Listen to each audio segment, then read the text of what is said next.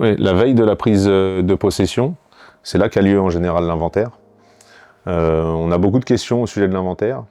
Comment ça se passe pour ceux qui n'ont pas l'habitude d'en faire. En général, l'inventaire se fait pharmacie fermée. Alors, le pharmacien n'est pas obligé de fermer. En général, ce qui se passe, c'est qu'il ferme un petit peu plus tôt le jour de la session. On met une équipe en place pour que l'inventaire dure en moyenne 4 heures en soirée. La présence du cédant et de l'acquéreur est nécessaire le jour de la session. Et sur les éléments qu'il faut prévoir, simplement la bonne accessibilité à tous les produits pour qu'on puisse travailler dans de bonnes conditions. Et il y a également les caisses qu'il faut prévoir pour les derniers produits que l'on va sortir le jour J, le jour de l'inventaire.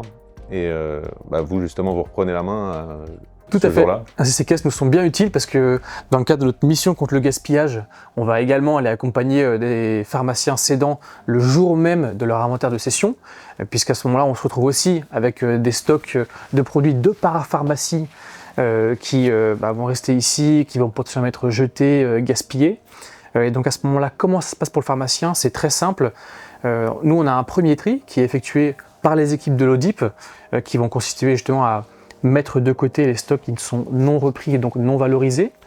Ensuite, nous, côté Pharmagreen, on va également aller intervenir directement physiquement au sein de l'officine pour aller faire un tri détaillé sur ces produits-là et ne cibler que des produits qui peuvent avoir une valeur sociale derrière, côté association et auprès de leurs bénéficiaires finaux.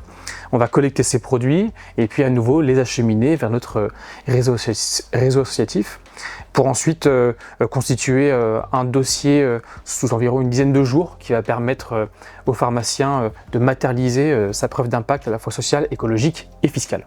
Ce qui est confortable pour le pharmacien, c'est qu'il s'est livré clé en main, il fait rien lui, le pharmacien. Clé en main, absolument aucun temps, à part nous dire oui je suis d'accord. Comme aime le dire mon associé Laurent, on a rendu le don plus simple que la destruction.